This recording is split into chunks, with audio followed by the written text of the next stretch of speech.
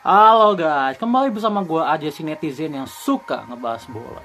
Oke guys, jadi gue mau membahas satu pemain ya, yang bisa dibilang proses naturalisasi ini maju mundur.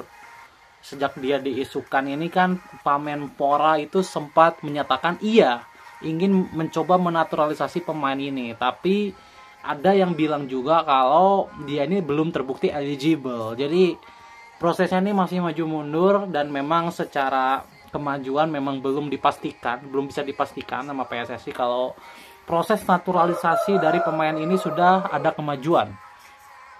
Pemain ini adalah Michel Baker. Oke.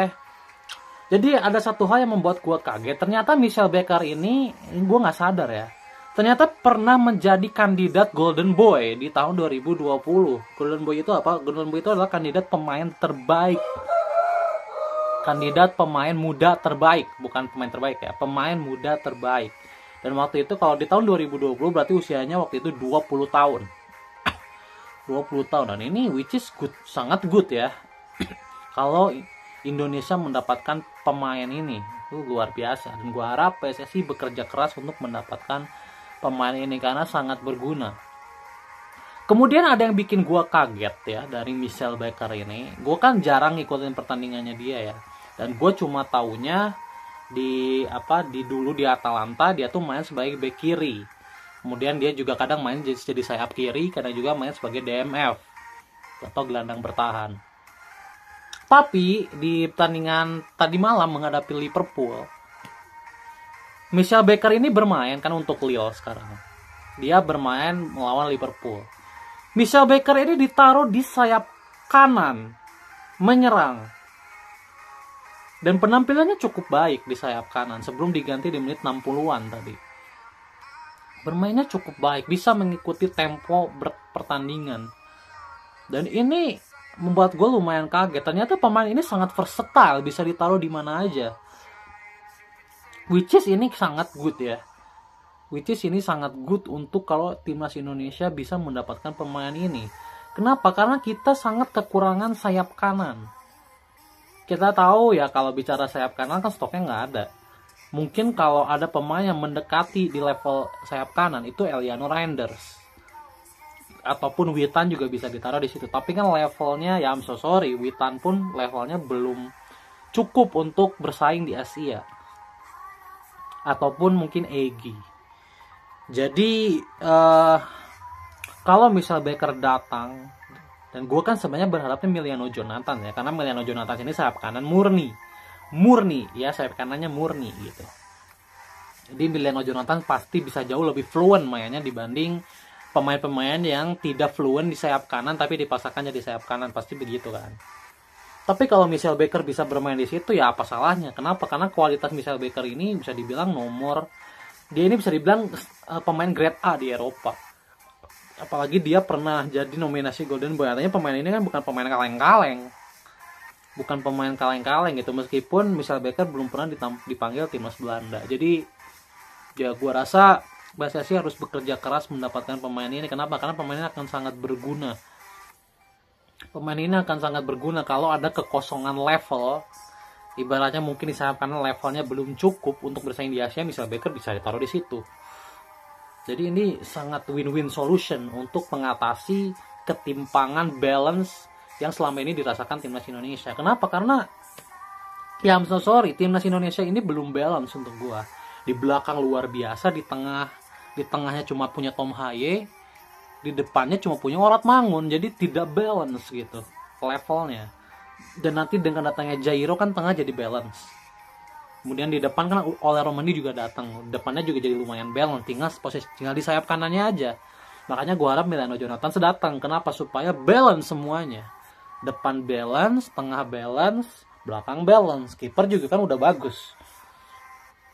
Itu jadi untuk membalancing supaya apa? Adaptasi yang dilakukan oleh Kluivert ini tidak akan terlalu sulit kalau pemainnya balance di semua role.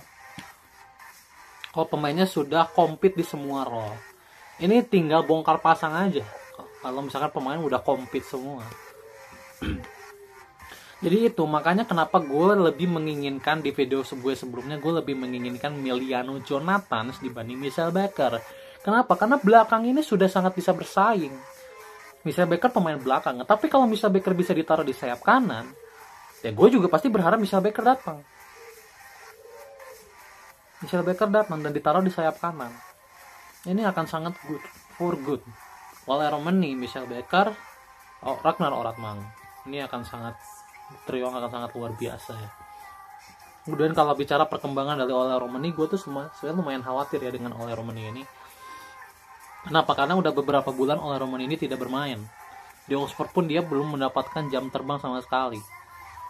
Dan ini kekhawatiran gue adalah, gue bukan khawatir dia cedera dan segala macam.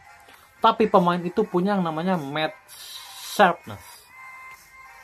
Match sharpness itu apa? Match sharpness itu adalah feeling dalam bertanding. Feeling dalam bertanding dalam artian chemistry, kemudian teknik dia mengoper, teknik dia, visi main dia. Itu kalau dia tidak terlibat di pertandingan dalam jangka waktu yang lama, match sharpness itu akan hilang. Feeling bertanding itu akan hilang dan kita tidak akan melihat Ole Romani yang kita selalu lihat di video dia mainnya selalu bagus di Utrecht.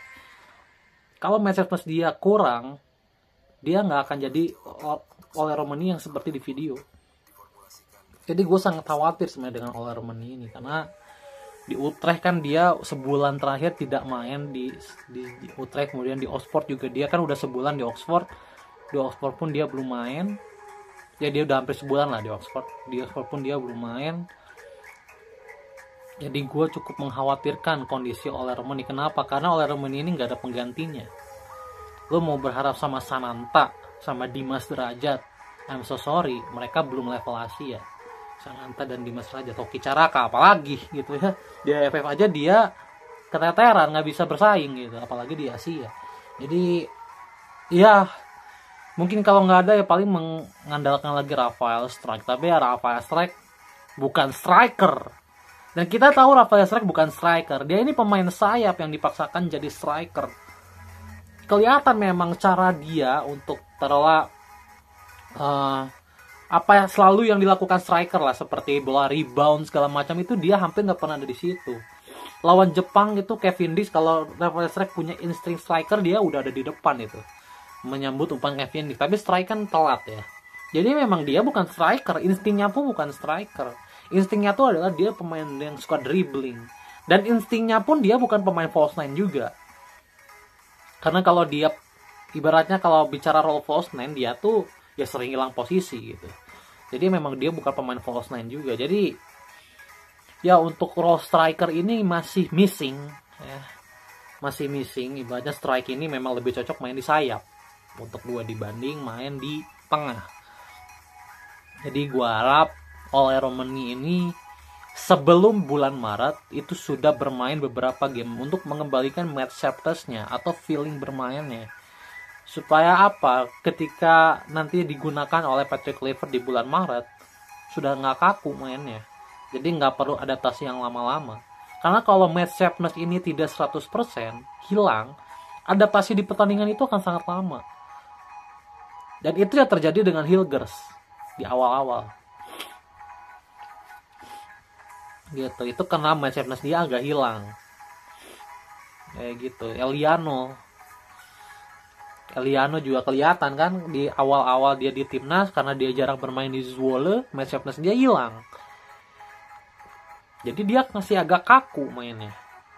Jadi itu agak bahaya match sharpness ini. Jadi dimohon lah untuk Oxford ya, untuk memainkan Romani di Februari gitu. Ya kalau dia nggak fit, ya bad luck berarti untuk timnas Indonesia ya. Dan gue masih berharap Emiliano Jonathans datang di bulan Maret. Gue berharap banget. Kenapa? Karena pemain ini gue prediksi pemain ini akan jadi pemain besar di Eropa. Emiliano Jonathans. Karena gue tuh sangat tertarik melihat cara dia main.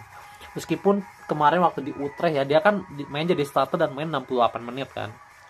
Meskipun dia masih sering mengambil salah keputusan, tapi di level itu, di level usia 20 tahun, untuk gue Emiliano Jonathans ini eksepsional ya.